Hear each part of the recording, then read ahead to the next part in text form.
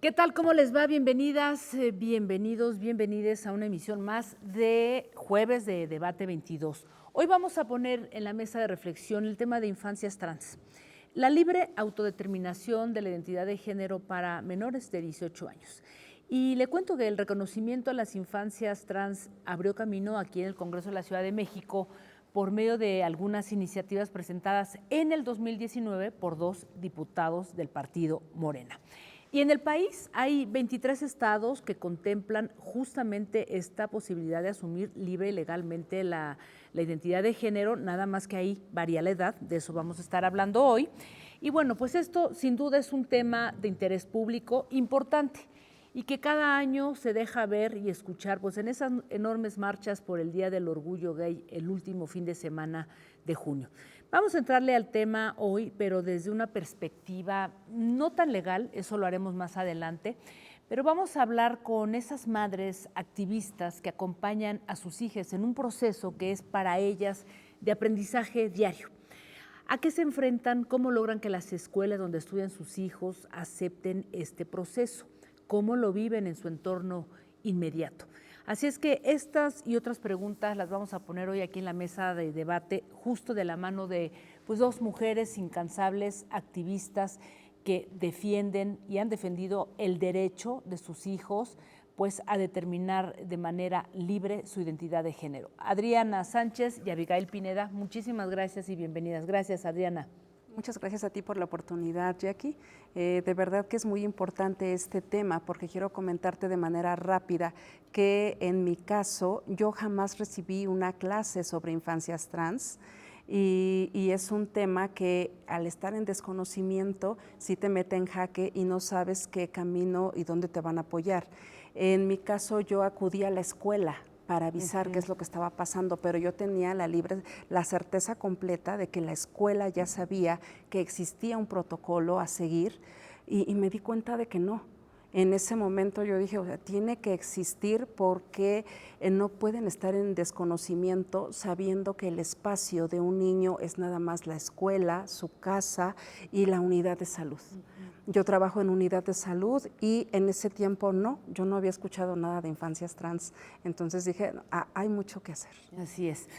Déjame empezar, Abigail, si te parece, por ese primer momento en donde identificas o tu hijo te dice, mamá, pues quiero, no sé cómo te lo dijo, cómo te lo explicó o cómo fue, ¿no? Ese reconocimiento de una identidad de género distinta a la que nació y a la que socialmente pues, se le fue asignada.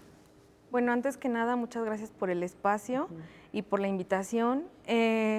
Pues fíjate que fue en un coaching, pues ya estábamos preparándonos justo para ver hacia dónde vamos, qué quieres estudiar,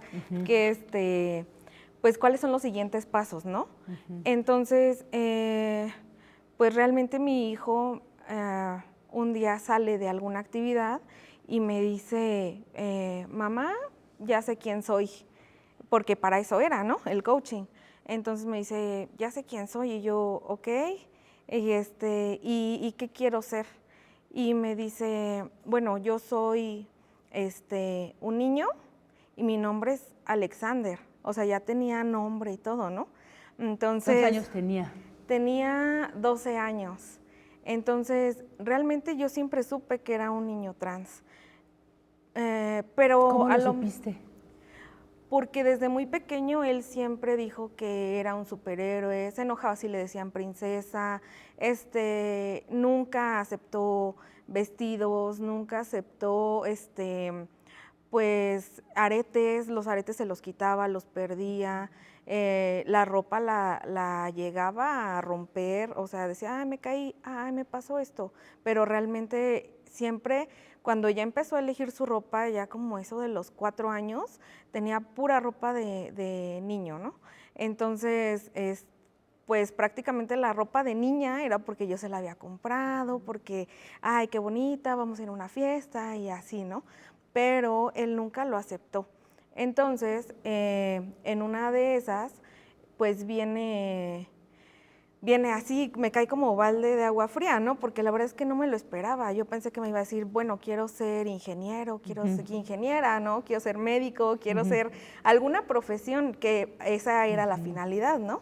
Entonces me dice, con ayuda del coach, que es una persona de la comunidad, entonces él me va guiando, nos va guiando a ambos, ¿no? A hacer pues más ejercicios. Fue quien nos dio acceso a través de una persona conocida hacia la USIPT, que es la unidad de salud en la Ciudad de México, porque nosotros somos Estado de México. Entonces no habría forma de que nos hubieran recibido. Tuvimos que hacer varios trámites ahí para tener una autorización y que pudiéramos tener acceso a todo el servicio completo, ¿no? Entonces, dentro de esa transición empieza bullying en la escuela, porque aparte empieza a cambiar su expresión de género. Se corta el cabello, pues empieza a ser más masculino, ¿no? Entonces, pues llega un punto en el que pues empiezan más que nada personas, bueno, niños, niñas, que no eran de su grupo, que eran más grandes, empiezan a hacerle bullying, así, y él se empieza a hacer chiquito, chiquito, chiquito, y se empieza a esconder de todos, ¿no? No quería hablar con nadie, ella no quería ir a la escuela, ¿no? No quería comer, o sea, fue todo hasta que detonó, ¿no? Y me dice, ayúdame, ve a hablar a la escuela porque está pasando esto. Y le dije, sí, claro, con gusto. Que ahora quiero hablar de eso, Abigail, déjame ir por partes porque es muy importante el tema de cómo ha sido vivirlo en su entorno y en espacios como las escuelas, que no ha sido nada fácil, ¿no? En tu caso, como tú bien dices, mi querida Adriana, pues te has vuelto una activista, has tenido que estar todo el tiempo informándote y viendo qué hacer, ¿no? Cómo hacerlo. ¿Cómo fue particularmente con la escuela? Porque cuando tu hijo decide asumir su identidad de género era pequeñitito, ¿no? Sí, pequeño. La verdad es que en la formación, la crianza que recibimos tiene cierta carga de adultocentrismo. Esto quiere decir que nosotros creemos saber la identidad de los demás, y más si son nuestros propios hijos, del decir, tú no sabes quién eres, yo sí soy porque yo soy adulto y tú eres pequeño. Y la realidad no es así. La Asociación Americana de Pediatría reconoce que la identidad de género está determinada en las infancias desde los 2 a los 4 años, ya sin temor a ser modificada. Y en otros estudios asumen aquí en México que es desde el 1 año y medio. Entonces los niños empiezan con esta manifestación, no están tomando una decisión de querer ser niños o niñas, sino que están expresando de manera libre su género, su identidad de género. Y es muy importante saberlo porque aquí en este país tuvimos la ENDICEG, que es la Encuesta Nacional de Diversidad y Género, en el año 2021. A pesar de ser una encuesta de 15 años en adelante, había una pregunta que decía, ¿a qué edad te diste cuenta que tu identidad de género no coincidía con tu vivencia, como tú te percibes? El 62.7% respondieron que en la primera infancia. Para INEGI, la primera infancia es hasta los 7 años.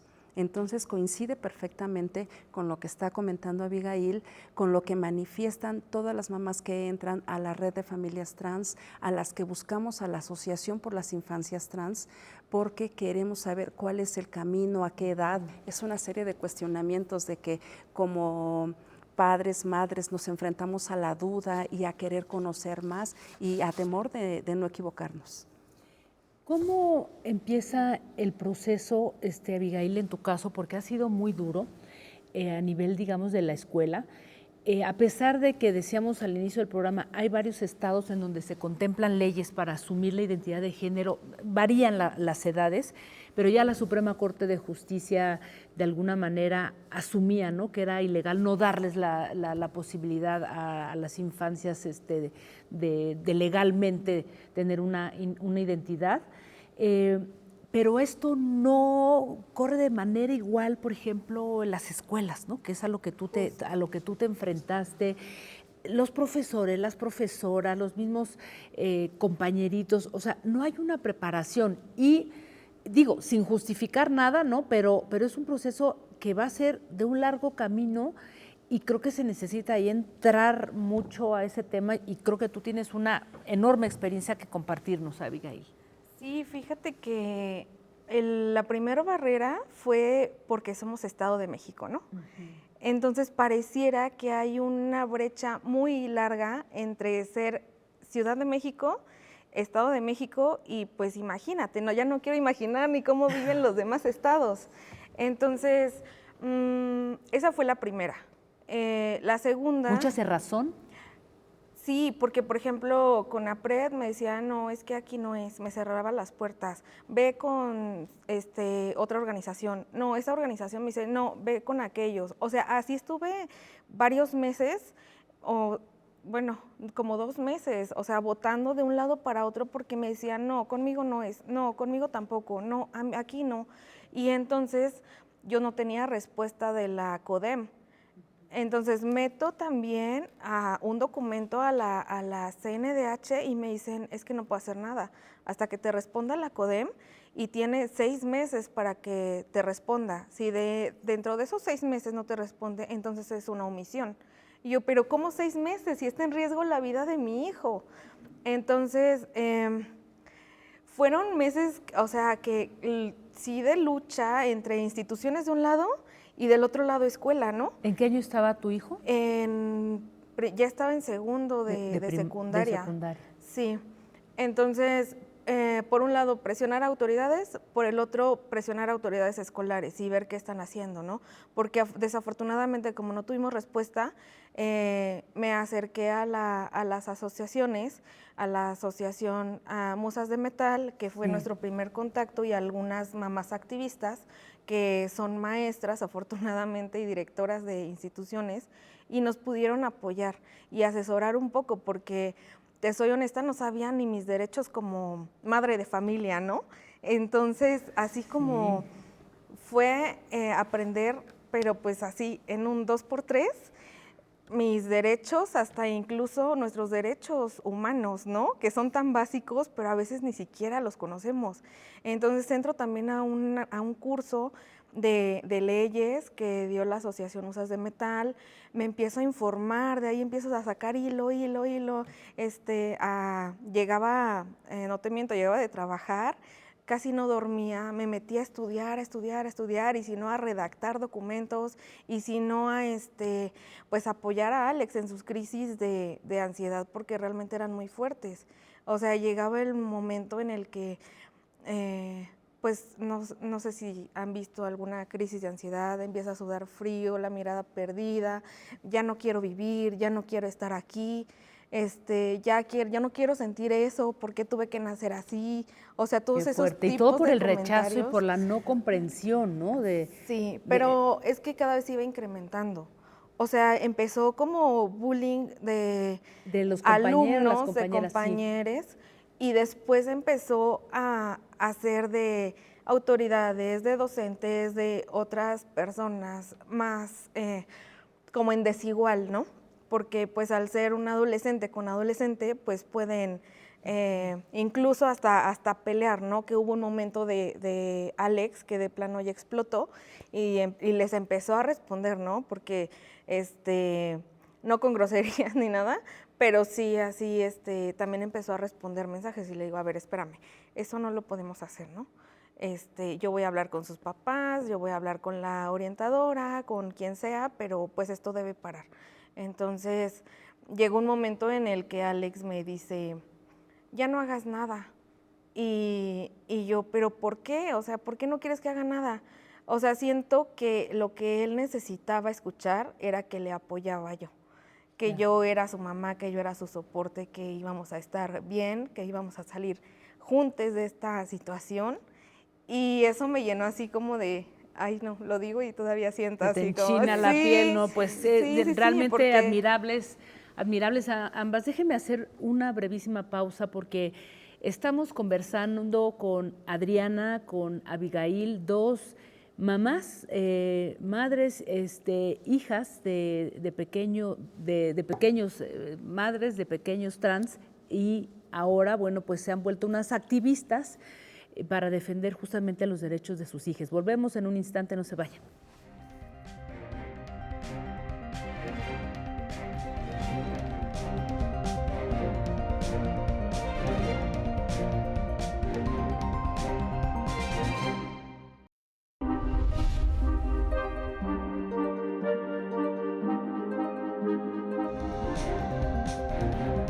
Frente a esas disyuntivas, no debemos olvidar que la verdadera libertad comienza con el respeto a quien piensa distinto a uno. Para conocer es necesario preguntar. Apoyar a las mujeres, apoyar a los grupos vulnerables a través del arte y la cultura es responsabilidad de todos. Cultura y activismo para eliminar la violencia de género. Bien preocupante socialmente, que es el tema del clasismo, del racismo, de la discriminación, y que la única vía es la educación. Debate 22. Temas como la gentrificación, expulsión, la discriminación cultural y los desalojos masivos, pues volvieron a la discusión pública. Aquí está como el reflejo de esta gran ciudad, de este gran pueblo. Son estas cosas las que nos llenan el alma, son actos de justicia.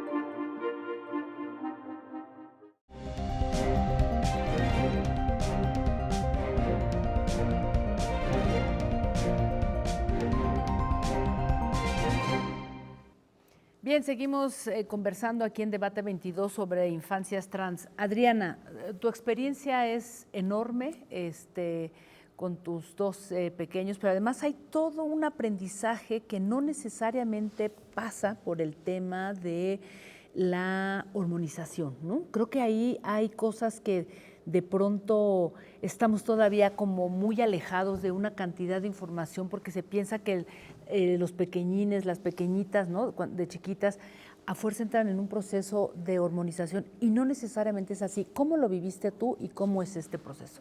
No necesariamente es así. Qué bueno que lo comentas porque este tema de la hormonización es bastante escandaloso, pero quiero decirte que el proceso de la hormonización es independiente a cada persona. Se lleva a cabo el costo-beneficio. ¿Qué quiere decir? ¿Qué vamos a poner en la balanza? La situación de salud mental de la persona con la necesidad de que requiera ser hormonizado o no. Pero esto no es para todos, no es un general. Si evaluamos, por ejemplo, las personas trans de hace unas décadas, requerían de esta hormonización para ser leídos de la manera como se veían. Ahora estamos viendo un fenómeno aquí en la red de familias trans que los adolescentes y los niños empiezan a defender su cuerpo, a apropiarse, a ver su cuerpo de una manera política y de decidir, esto yo no lo cambio, o sea, esto es mi cuerpo, yo lo defiendo, pero mi pronombre es este. Y esto es algo muy importante porque estamos viendo esa diferenciación. Y desde hace unos años, también el año pasado, hubo una iniciativa muy escandalosa respecto a esto, donde se pretendía sancionar a los médicos, a las madres que apoyaran, y obviamente que era inconstitucional. Que apoyaran el proceso de hormonización. Ajá. Pero realmente no se lleva con todos los niños, no es una regla que haya que seguir, y esto en los casos que sí se lleva es bajo los criterios de médicos, pero de asociaciones no solo de aquí de México de protocolos, sino internacionales, donde se tiene que evaluar una serie de cuestiones y tiene que ser una atención integral donde le vea psicología, psiquiatría, endocrinología, y ya si ellos determinan qué es el paso a seguir, junto obviamente con la opinión de la persona, porque los niños tienen una autodeterminación como cualquier ciudadano. Pero en el caso Entonces, de tu pequeñito es muy chiquito, ¿no? O sea, ¿y cómo procedes? ¿O tu acompañamiento es Sí, total, el acompañamiento, ¿no? Sí, total. Pero vienen de esta manera, o sea, ya no necesariamente, sí lleva la atención integral, pero pues hasta ahorita no ha sido necesario. Hay unos estándares donde dicen a partir de tal, no es de tal edad, sino de determinado desarrollo, se empiezan a evaluar los pros, los contras, porque lo primero pues es conservar su salud. Y que eso es muy interesante lo que estás diciendo, no sé cómo lo han vivido, en tu caso también, Abigail, porque creo que aquí hay también como muchos mitos, mucha desinformación sobre este tema de, es que van a hormonizar a un pequeñito, una pequeñita desde que tiene 3, 4 años, y eso no es cierto, ¿no? No, eso no es así de ninguna manera. Esto es, ni siquiera es en base a una edad, es en cuanto al desarrollo. Cada quien tenemos un desarrollo independiente porque no venimos bajo el mismo molde. Entonces, lo que para una persona puede ser a los 9 años, para otra puede ser a los 12. Entonces, pero no es de esa manera, ya vine por mis hormonas, no, no, tiene que ser un control integral, una atención y donde se evalúen con todos los profesionales si es el momento, si es candidato o no. Ya. Abigail, pero antes que nada, me gustaría mencionar que hay una decisión respaldada. O sea, no es que un adulto, un adulte, vaya a decirle a un pequeñito pequeño, o pequeña, un sí, chique, cómo debe, que debe o no debe tomar hormonas, ¿no? O sea, más bien sí puede acompañar, pero al final, al tener todo este servicio integral, se evalúan varios puntos y entonces ahí es cuando toman la decisión. Si, por ejemplo, el pequeño no quisiera o hay determinados riesgos, ¿no? Dicen, no, pues en algún momento yo sí quiero tener familia, entonces pues prefiero no tomarlos, ¿no? Es el caso de Alex, de mi hijo. Entonces, adicional a esto, pues como no está, ahorita está tomando medicamento psiquiátrico, está en un tema psicológico, ¿no? Exacto, tomando terapia y todo este rollo, entonces tampoco está autorizado para, ¿no? O sea, como dice Adri, es todo un tema integral desde médico, psiquiátrico, psicológico, de edad, pues son muchos factores, o sea, no podría haber un adulto influyendo en un niño, eso no podría pasar. Jamás. Como madres, ¿qué han aprendido? ¿Qué, digamos, qué experiencia podrían compartirle a otras mujeres, ¿no? Porque al final es interesantísimo cómo todo el tema del cuidado y el acompañamiento se vuelve muy fuerte y evidentemente femenino, no sé, o sea, creo que son las madres quienes terminan acompañando estos procesos. ¿Cuál es la experiencia que han aprendido, Adriana? Demasiado, demasiado aprender simplemente sobre la diversidad humana y ya todo lo ves con otros ojos, desde otra perspectiva, aprender de perspectiva de género, que va muy de la mano. La verdad que a mí me ha llevado al camino del feminismo, como dice Abby, del desconocimiento total de tus derechos, ya no como madre, como mujer. A mí me ha llevado a aprender todo eso y me apasiona. Y el conocer personas tan increíbles que están dispuestas a apoyar y en qué te apoyo, y a ver, y tú dime, y vámonos por este camino, como en mi caso en la escuela, que nos fuimos avanzando así escalonadamente, la supervisión escolar, la dirección de educación inicial, bueno, así fue un sinfín hasta llegar al órgano de control interno, pero cuando fue el final, que fue un proceso de varios meses, hasta donde supe que me escuchaban es cuando tuvimos ya una audiencia entre las autoridades de la SEP, la escuela y yo. Porque no ha sido fácil. Fue increíble ese día, o sea, yo por fin dije, o sea, sí, o sea, alguien me escuchó y pues la escuela sí tuvo que acatar lo que la SEP le determinó en ese momento, que fue concientizar, que fue de capacitar tanto al profesorado, a los padres, a los alumnos. Yo no iba a regresar con mi hijo a esa escuela, pero yo sí lo que quise fue que ningún otro padre tuviera que pasar por ese camino que nos había tocado pasar a nosotros. Abigail, una última reflexión y que tiene que ver justamente con lo que tú recién acabas de pasar junto con tu hijo, por un proceso dentro de una escuela también pública, una escuela de la SEP, y ahí también, ¿no? O sea, como dices, quiero dejar un precedente. ¿Cuál sería eso y lo que tú le dirías a la SEP, por ejemplo? Pues mira, nosotros logramos una disculpa pública. Alex ya no quería ni regresar ni voltear a verlos, ¿no? Pero sí tenemos un documento membretado con firma de todas las personas que tuvieron actos de violencia y discriminación en contra de mi hijo.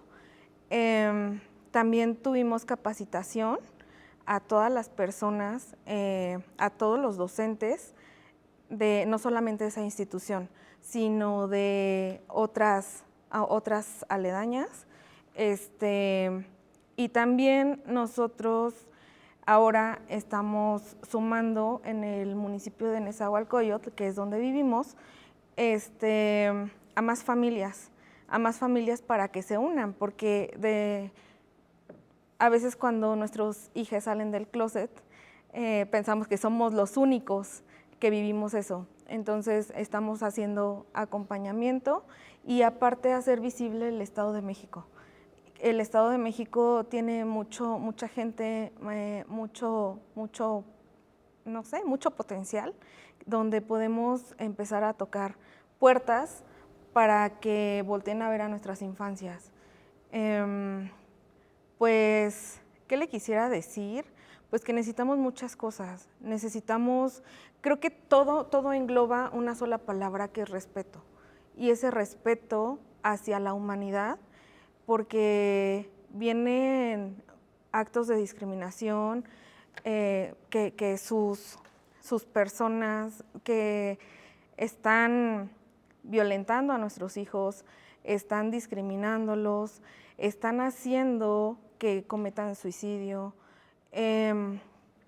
están dentro de estas instituciones, también están dando charlas de odio, los cuales, o sea, realmente a lo mejor no fue directamente. En el caso de mi hijo, entró una persona que estaba haciendo su servicio social a dar una charla de odio, no solamente en su salón, sino en todos los salones, ¿no? Yeah. Entonces, realmente lo que me decían las autoridades es de, yo no lo hice directamente. No, pero estaba en tus manos, tú lo permitiste, tú permitiste el acceso, tú generaste esto. Entonces, algún responsable, porque decía, yo no soy responsable de los alumnos, yo no soy responsable de los docentes, yo no soy responsable. Digo, entonces, ¿de qué si eres responsable? Yeah. Entonces, creo que es importante capacitar a las personas que están dentro de esta institución para que más que nada haya respeto, no se repita, y ¿no? más que nada necesitamos protocolos escolares. Pues yo quiero agradecerles, Abigail, Adriana, mi respeto y mi admiración por esta lucha que han hecho y por el aprendizaje enorme, el acompañamiento a sus hijos, porque son pues realmente muy, muy valientes y de todo lo que han enfrentado, y pues a seguirle. Muchísimas gracias por estar aquí, compartir su experiencia, porque todo esto sirve, ¿no? Sirve para sumar, como ustedes dicen, a más personas, y también que las instituciones pues tomen cartas en el asunto. Muchas gracias, de verdad. ¿Puedo hacer un comentario rápido? Estamos en tiempo, pero sí, rapidísimo. Rapidísimo. Nada más que las personas trans sufren ansiedad y depresión, pero no es por ser trans, sino es por todo el entorno, por toda la discriminación y estas situaciones que se van acumulando en sus vivencias. Y eso es lo que se puede prevenir contando con un protocolo de actuación por medio de la SEP, que esté avalado por la SEP, donde todas las escuelas tengan la obligación de respetarlo y de acatarlo. Muchísimas gracias. Nos vemos el próximo jueves. Recuerden que el programa se queda ahora mismo transmitiéndose vía ex Twitter, a través de la cuenta N22 Digital, y enseguida a la cuenta de YouTube también de Noticias 22. Nos vemos el próximo jueves. Hasta entonces.